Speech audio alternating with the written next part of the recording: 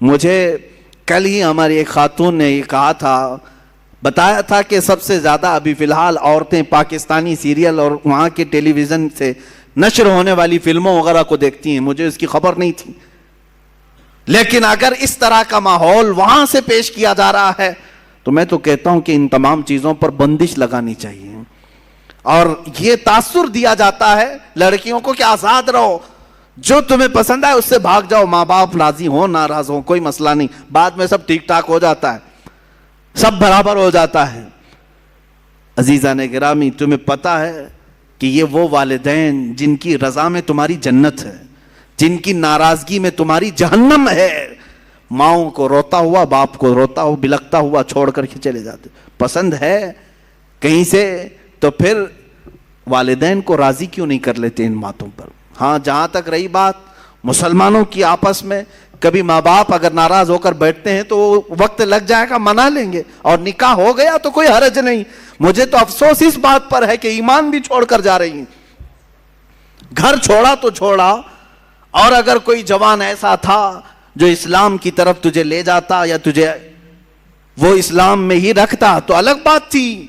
یہاں تو باضابطہ ان سانپوں کے گھروں میں جا رہی ہیں جو پورے اسلام کو ڈسنے کے لیے بیٹھے ہوئے ہیں. آج جو میرے نبی کی شان میں گندی گالیاں دے رہے ہیں ان کے گھروں میں جانے کے لیے بچیاں بیٹھی ہوئی ہیں. اور اگر کوئی لڑکیاں اس طرح جاتی ہیں تو میں کوئی خوف اس بات کا نہیں کر رہا ہوں کہ تمہارے جانے سے اسلام گھٹ جائے گا، ہرگز نہیں. اسلام کی جڑیں تحت الثری سے نیچے ہیں، اس کی شاخیں اوج ثریا کے اوپر ہیں. پوری دنیا مل کر کے ہلائے تو اسلام کا کچھ بال بیکا نہیں ہوگا. تم اپنا جہنم خریدنے جا رہی ہو، میرے اس دین کو کچھ نقصان نہیں ہوگا. 4 لڑکیاں چلی جائیں تو کیا اسلام میں ختم ہو جائے گا؟ یہ اس سمندر کا نام ہے جس سے چلو بھر پانی نکلنے سے سمندر کا کچھ بگڑتا نہیں، کچھ نہیں بگڑتا. ہاں، یہ جو جتنے بھی ڈھونگی ہیں، جتنے بھی پاکھنڈی ہیں، جتنے بھی سنگی ہیں، جس طرح کے یہ اعلانات علل اعلان کر کے ہمارا دل جلانے کی کوشش کرتے ہیں کہ ہم ان کو ان کے مذہب سے دور کریں گے اور اپنے گھر کی بہو بنا کر کے لائیں گے. باضابطہ اس پر تنظیمیں بن رہی ہیں، سنگٹن بن رہی ہیں، اور اس پر نہ پولیس کچھ کرنا چاہتی ہے نہ حکومت کچھ کرنا چاہتی ہے، کیونکہ ان کے 1000 گناہ بھی ان کے نزدیک معاف ہیں. ہاں، اگر وہ دھرم پریورتن کریں تو یہ اصل کی طرف آنے کی بات ہوگی، اور اگر ہم تبلیغ کریں تو آتنکوادی ہو جائیں گے. ہمارے لیے دہشت گردی کا لفظ انہوں نے بنا کر کے رکھا ہوا ہے. اے مسلمانوں، اب صفائی دینا اور ڈیفنس کرنا چھوڑ دیں کہ ہم ایسے نہیں ویسے نہیں. یہ کون ہوتے ہیں ان کو صفائی دینے والے ہیں؟ نہ یہ ہمیں سزا دینے والے نہ جزا دینے والے ہیں. اسلام اپنی حقانیت پر کل بھی زندہ تھا، آج بھی اور ہمیشہ رہے گا، اور اللہ رب العزت سے ہمارا تعلق ہے، وہ ہمیں سزا و جزا دینے والا ہے. اب یہاں پر بات یہ دگلی پالیسی کی، ہیپوکریسی جس کو کہتے ہیں، منافقت جس کو کہتے ہیں، وہ ہماری حکومتیں کرتی ہیں. کیا ایسی سنگٹنوں کو نہیں کہا جاتا کہ تم یہ نفرت پھیلا رہے ہو، زہر پھیلا رہے ہو؟ اور اگر اس طرح کی حرکتیں کرتے ہو کہ باضابطہ مسلمان بچیوں کو اٹھا کر کے لے جانا، اس پر ان کو لاکھوں کا انعام دینا کہ تم اٹھا کر کے لے آؤ، کسی کے گھر سے بچی کو 2 لاکھ 2.5 لاکھ 5 لاکھ انعام دیں گے. تف ہے، لعنت ہے ایسی چیز پر کہ تم لڑکیوں کے ذریعے سے اپنے مذہب کو بڑھانا چاہتے ہو. ہم اپنی گردنوں سے اسلام کو فروغ دینا چاہتے ہیں. ہاں، یہ نیچ طریقے سے نہیں، کسی اس طرح کے ہلکے طریقے سے نہیں جو یہودی کرتے رہے، عیسائی کرتے رہے، اپنی بیٹیاں سجا سجا کر کے دیتے رہے یا دوسروں کی لڑکیوں کے ذریعے سے گھستے رہے. اسلام اس طرح سے نہیں ہے. صلاح الدین ایوبی کے پاس کئی دوشیزائیں، کئی خوبصورت لڑکیاں آتی رہی، صلاح الدین ایوبی نے ایک نظر ان کی طرف نہیں دیکھا. تمہیں معلوم ہے سلطان الہند غریب نواز کے پاس 40 دن تک ایک لڑکی جاتی رہی صرف اپنے دامے فریب میں پھنسانے کے لیے کہ ہماری طرف آ جائے. راجے کی بیٹی تھی لیکن 40 دن تک اس مرد قلندر نے ایک نظر تک نہیں دیکھا. 40 دن کے بعد وہ خود فدا ہوئی اور دائرہ اسلام میں داخل ہوئی. عزیزان گرامی وقار، یہ ہماری تاریخ رہی ہے. ہم کسی کے گھروں میں چھید ڈال کر کے سوراخ مار کر کے اٹھانا نہیں چاہتے. ہاں، انشاءاللہ العزیز تم لے جانا چاہتے ہو، بہو بنانا چاہتے ہو، جس طرح کی حرکتیں پیدا کر رہے ہو، انشاءاللہ اب ہمارا پیغام عام ہوگا. دیکھنا یہ جوان جب غلام مصطفیٰ بنے گا، ایک ایک نہیں 4 4 ساتھ آئیں گے انشاءاللہ. آئیں گے انشاءاللہ. ہاں یہ بیوی بنانے کے شوق سے نہیں کہہ رہا ہوں, ہاں انشاءاللہ العزیز مصطفیٰ کریم کی محبت میں ہر کوئی ضرور وارفتہ ہوگا, اس لیے کہ ہم نے تبلیغ جو کیا ہے پوری دنیا میں وہ اخلاق مصطفیٰ سے کیا ہے, دین مصطفیٰ سے کیا ہے. کل ہی میں نے وہ افغانستان کی ایک خاتون کے متعلق, افغان کی نہیں ہے وہ انگلینڈ کی خاتون ہے, اس نے اپنا بیان نشر کیا ہے کہ وہاں کے کچھ مسلمانوں کا جو رویہ میرے ساتھ تھا, اور اس نے پورا حجاب پہن کر کے اپنا ایک انٹرویو دیا ہے. یہ جھوٹا پروپیگنڈا تھا جو پھیلایا جا رہا تھا, عصمت دری کرتے ہیں, عزت لوٹتے ہیں, مگر میری عزت کی اگر کسی نے وہاں پر حفاظت کی ہے تو یہ جوان مسلمان ہی تھے جنہوں نے میری طرف کسی کو بڑھنے نہیں دیا. آج سے 8 سال پہلے قریب امریکہ کی ایک رپورٹر نے بھی یہ کہا تھا, ایک وقت تھا جب نیٹو افواج میرے اوپر حملہ کر رہی تھی, وہ درندے جو برسوں سے اپنے گھروں سے باہر ہیں وہ لوگ مجھے تنہا پا کر کے, ایک اخباری نمائندہ رپورٹر تھی, کہہ رہے ہیں کہ وہ مجھ پر حملہ کر کے بیٹھے تھے, لے جانے والے تھے, لیکن 2 چند نوجوان ایسے آئے کہ مجھے چھڑا لیا. شام کا وقت تھا لیکن میں نے ان کے چہرے دیکھے, یہ جوان ہیں, مسلمان ہیں, اور ڈر گئی. ہمارے فوجی تو لے جاتے, ایک رات کے بعد چھوڑ دیتے, یہ تو آتنکوادی ہیں, یہ دہشت گرد ہیں, ٹیررسٹ ہیں, پتہ نہیں میرے ساتھ کیا کیا کریں گے. لیکن وہ خاتون کہتی ہے رات کا وقت ہوا, کمرے میں ایک جگہ انہوں نے مجھے رکھ دیا تھا, رات کے وقت تھوڑا سا دروازہ کھلا اور کھانے کا برتن میرے اندر آیا, میں نے کھانا کھایا, میرے کپڑے کچھ جگہ سے پھٹے ہوئے تھے, جھاڑیاں لگ کر کے. وہ کہتی ہے کہ رات کے وقت ایک جوڑا کپڑا بھی آیا, دوسرے دن ناشتہ بھی آیا, کھانا بھی آیا.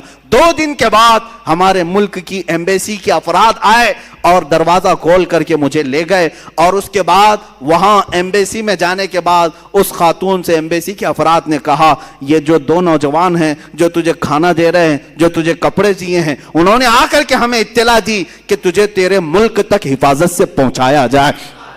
وہی ہمیں یہاں تک کا پتہ دیے ہیں. وہ خاتون واپس جا کر کے پورا آرٹیکل لکھتی ہے اور کہتی ہے دنیا نے جو بتایا وہ اور مسلمان ہے, آنکھوں نے جو دیکھا وہ اور مسلمان ہے. نوجوانوں, آج بھی تم اخلاق مصطفیٰ سے لوگوں کو قائل کر سکتے ہو, ان کو اپنا گرویدہ بنا سکتے ہو. صدیق اکبر کے زمانے میں وہ یہودی عورت جس نے خط لکھ کر کے امیر المومنین سے کہا تھا میں مدینے میں رہنا نہیں چاہتی, میں یمن جانا چاہتی ہوں, میرے گھر والے رشتہ دار سب وہاں ہیں, خلیفہ اول صدیق اکبر نے 2 جوانوں کو اس عورت کے ساتھ کر دیا, لے جاؤ اسے یمن تک چھوڑاؤ. اس کو اونٹنی پر بٹھایا, وہ 2 جوان لے کر کے نکلتے تھے. وہ خاتون کہتی ہے جگہ جگہ چوکیاں آتی تھی, چیکنگ پوائنٹ آتے تھے, لوگ پوچھتے تھے کہاں سے آ رہے ہو, کہاں جا رہے ہو. یہ 2 جوان جواب دیتے خلیفہ اسلام صدیق اکبر کی مہمان ہیں, ملک یمن جا رہی ہیں. تو فوراً چوکی کھول دی جاتی, کوئی اونٹ کے اوپر نظر تک نہیں اٹھاتا تھا. پورے یمن پہنچ گئی. وہ کہتی ہے خاتون یہودی عورت کہ پورے سفر ساتھ رہنے والے 2 جوانوں نے سر اٹھا کر میری طرف دیکھا نہیں.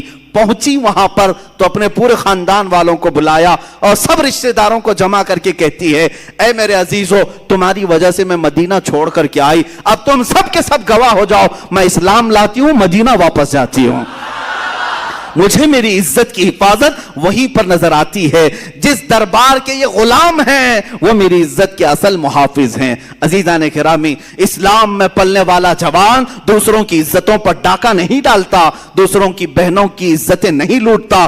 تم اپنے حرکات سے آج یہ دکھا رہے ہو کہ تمہیں آتنکوادی سنگھنوں نے پالا ہے, تمہیں تمہارے پنڈتوں نے یہی چیز سکھایا ہے کہ کسی کے بھی گھر کی بیٹی اٹھا لے جاؤ. ہم اپنے ممبر سے اپنے ہر بچے کو کہتے ہیں تمہارے گھروں کی بیٹیاں جس طرح عزت کی ہیں اسی طرح دوسرے مذہب کی بیٹیوں کی بھی خیال رکھو, ان کی طرف بھی تمہاری نظر نہ اٹھایا جائے.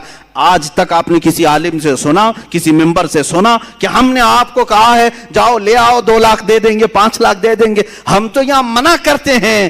کیا تمہارے پاس کمی ہے خواتین اسلام کی؟ تمہارے گھروں میں تمہارے بچوں کی ماں بنے تو وہ عورت بنے جس نے قال اللہ اور قال الرسول کہا ہے, محبت مصطفیٰ کے نغمے سنائے ہیں. کبھی بچوں کو سلائے تو فاطمہ کے نغمے سلائے. عزیزان گرامی, ہم اپنے جوانوں کو تربیت اس طرح کی نہیں دیتے کہ اٹھا لاؤ, بھگا لاؤ, لے جاؤ. یہاں سنگھٹنیں بن رہی ہیں. تم اپنے کردار سے یہ بتانا چاہ رہے ہو, پوری دنیا دیکھ رہی ہے کہ تم جس طرح کی پرورش پائے ہو صرف لوٹ مار, قتل و غارت. میرے عزیزو, یہ حالات جو آج بنے میں آپ کو بتاتا ہوں کیوں. اللہ تعالیٰ پوری دنیا کو یہ دکھانا چاہتا ہے کہ یہ اسلام پر انگلی اٹھاتے ہیں، وہ پاکنڈی گھر میں بیٹھ کر کے یا گوفے میں بیٹھ کر کے یہ بھونکتے ہیں کہ مدینے کے یہ مسلمان بلاتکار تھے، لوٹ مار کرتے تھے، عورتوں کا کاروبار کرتے تھے، عورتوں کو لے جایا کرتے تھے، یہ ساری چیزیں تم اپنے ہاں بیٹھ کر کے بتا رہے تھے، لیکن اللہ نے یہ ثابت کر کے دکھایا اب گھروں سے اٹھانے والے تمہاری قوم سے ہیں، لوٹ مار کرنے والے تمہارے جوان ہیں، عورتوں کو بھگا لے جانے والے تمہارے جوان ہیں۔ دنیا اب سمجھ جائے گی تم بولتے ہو اسلام پر، اور اللہ نے یہ سارے کردار تمہارے گھروں کے کونوں سے نکال کر دکھایا۔ حقیقت میں اسلام عورتوں کی عزتوں کی حفاظت کے لیے آیا ہے۔ جس وقت عورتوں کو بازار میں بیچا جا رہا تھا، میرے آقا نے عورتوں کی عزت یہاں تک بڑھائی، کہا جس گھر میں بیٹی پیدا ہو اسی دن رزق کے 10 دروازے کھول دیے جاتے ہیں۔ میرے آقا نے فرمایا جس نے 2 بچیوں کی حفاظت کی، پرورش کی اور اچھی جگہ نکاح کر کے دے دیا، وہ میرے آقا فرماتے ہیں اس پر جنت واجب ہو گئی، اس پر جنت واجب ہو گئی۔ بشارت تمہیں بیٹیوں پر دی گئی، بیویوں کو کھلانے میں صدقے کا ثواب، ماں کے قدموں کے نیچے جنت۔ اللہ اللہ، یہ سب عورتوں کے لیے کس نے بتائے؟ کس نے بتائے؟ ارے یہاں ہمارے اسی ملک میں عورت بیوہ ہو جائے تو اس کو چتا کے ساتھ آگ میں جلا دیا جاتا۔ بیوہ عورتوں کو اب شگن مان کر کے اپنی محفلوں میں نہیں لایا جاتا۔ آج تک یہ روایات موجود ہیں، آج تک ایسی ودواؤں کے بہت سارے ایسے علاقے بنے ہوئے ہیں جہاں عورتوں کو چھوڑ دیا جاتا ہے۔ میرے عزیزو، دنیا میں وہ واحد شخصیت ہے میرے آقا کی ذات جس نے ایک عورت حضرت عائشہ کنواری، اس کے علاوہ جتنے نکاح کیے سب بیواؤں سے کیے، یہ بتانے کے لیے کہ بیوہ گھر سے نکالی جانے والی عورت نہیں بلکہ گھر میں ہو تو اس کے ذریعے سے اللہ دعائیں قبول کرتا ہے۔ عورتوں کو عزت بخشا ہے، عورتوں کو عزت بخشا ہے۔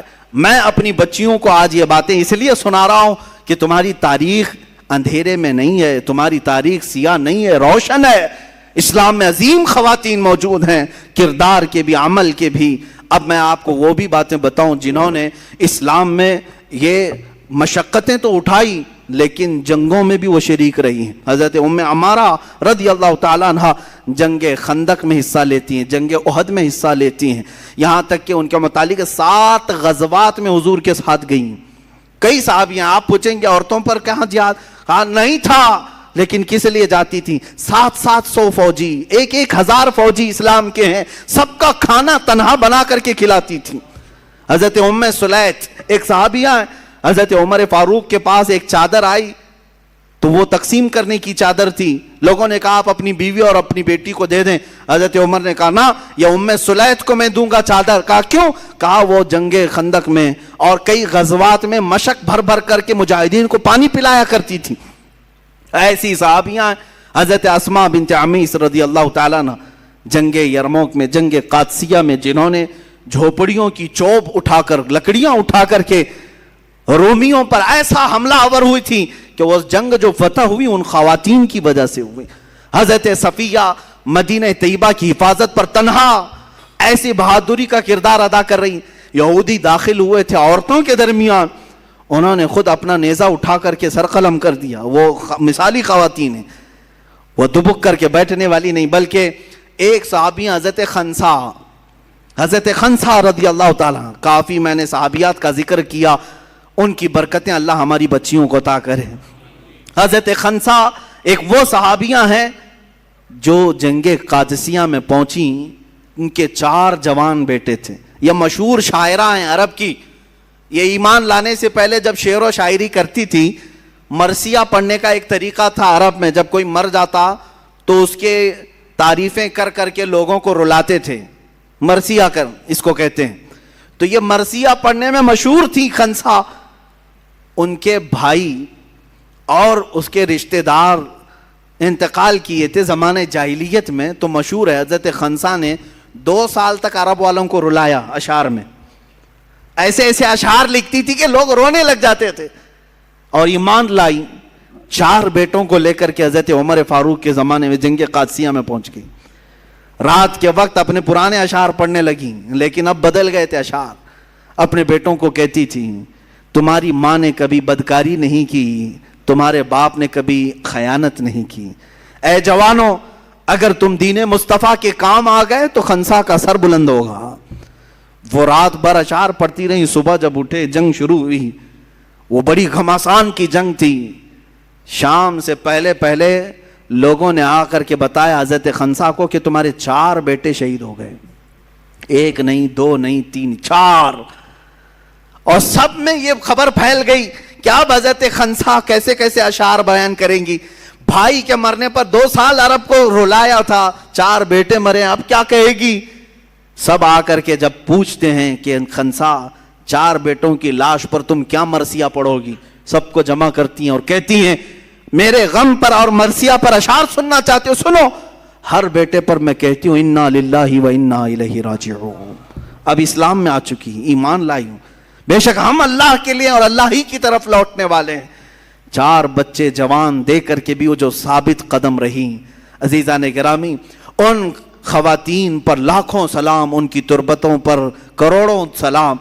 آج اپنے قوم کی بچیوں کو جاتے جاتے یہ درس ضرور دوں گا کہ تم ٹی وی سیریل اور اس طرح کی بھیانک جرائم کی کتابیں پڑھ کر کے اپنے کردار کو آگے نہ بڑھاؤ، اپنی زندگی کو آگے نہ بڑھاؤ. تم اگر کچھ دیکھ کر کے آگے بڑھنا چاہتی ہو تو سیدہ کائنات کی سیرت کو اٹھاؤ، سیدہ خدیجۃ الکبریٰ کی سیرت اٹھاؤ. انٹرنیٹ تمہارے ہاتھ میں بھی ہے، موبائل تمہارے ہاتھ میں بھی ہے. کبھی یہ سرچ کر کے کیوں نہیں دیکھتی اسلام میں خواتین کا کیا کردار ہے، اسلام میں عورتوں کی کیا قربانیاں ہیں. یہ بھی تو ذرا پڑھو. تمہارے جذبے جوان ہوں گے، اور تمہارے جذبے جس وقت جوان ہوں گے یقیناً تمہاری گودوں سے بھی حسین و حسن کے غلام پیدا ہوں گے. عورتوں کے ذریعے سے انقلاب آ سکتا ہے. اور ہم نے دیکھا ہے عورتیں جب بیدار ہوتی ہیں تو حکومت کی چوبیں ہلا دیتی ہیں. ہاں، ان عورتوں پر لعنت جو اپنے گھروں سے نکل کر کے بازاروں اور سڑکوں میں آ کر کے بینر لے کر کھڑی ہو گئی. ہمارے پڑوسی ملک میں ہمارا جسم ہماری مرضی، ہمارا جسم ہماری مرضی، یہ بینر لے کر کے گھوم رہی ہیں. لعنت ہے. تم صرف اپنا کردار نہیں بتا رہی بلکہ جس گھروں سے یہ آئی ہیں عورتیں ان کے ماں باپ پر بھی دنیا لعنت کرے گی. کیسی بچیاں تم نے جنم دی. تم اسلام پر ہو، ایمان پر ہو، اور اس طرح کا بینر اٹھائی کیسے. میں یہ کہنا چاہتا ہوں الحمدللہ ہندوستان کی مسلمان خواتین اب بھی اس سے محفوظ ہیں. اب تک ہمارے آزاد اس طرح کا ماحول ہونے کے باوجود بھی ابھی ہماری خواتین اس طرح سے نہیں نکلی. اللہ کبھی نہ نکالے. لیکن بچیوں کے لیے جو جال بچھائے جا رہے ہیں، جو منصوبے بنائے جا رہے ہیں، اس سے میں الرٹ کرنا چاہتا ہوں. اے نوجوان بچیوں، اپنے خوابوں کو حضور پاک صلی اللہ علیہ وسلم کی محبت میں سپرد کر دو. کہ بہت سارے ٹیلی ویژن پر جو دکھائے جاتے ہیں وہ حقیقت نہیں ہوتے. یہ جادوگری ہے، یہ شعبدہ بازی ہے، وہ حقیقت نہیں ہوتا. ان سب چیزوں کو دیکھ کر کے تم ریئل لائف میں کرنے مت جانا. یہ حقیقت نہیں ہے. یہ پردے سیمی پر دکھا کر کے تمہارے گمراہ کر کے تمہاری لائف کو بیکار کرنے کے آلے ہیں. بس دنیا لہو و لعب ہے، آخرت تمہارا ہمیشہ کا گھر ہے. یہ چند سال تم عیش سے رہ سکتی ہو، لیکن ایک وقت وہ بھی آئے گا جب بارگاہ خداوندی میں تمہیں کھڑا کیا جائے گا. اس حدیث کو سنو، میرے آقا نے جو فرمایا، وہ عورت جو کسی اجنبی مرد کا ہاتھ پکڑ کر جاتی ہے، قبر میں پہنچتے ہی اللہ اس پر 99 سانپ مسلط کرتا ہے جو قیامت تک اس کی ناک کو ڈستے رہتے ہیں.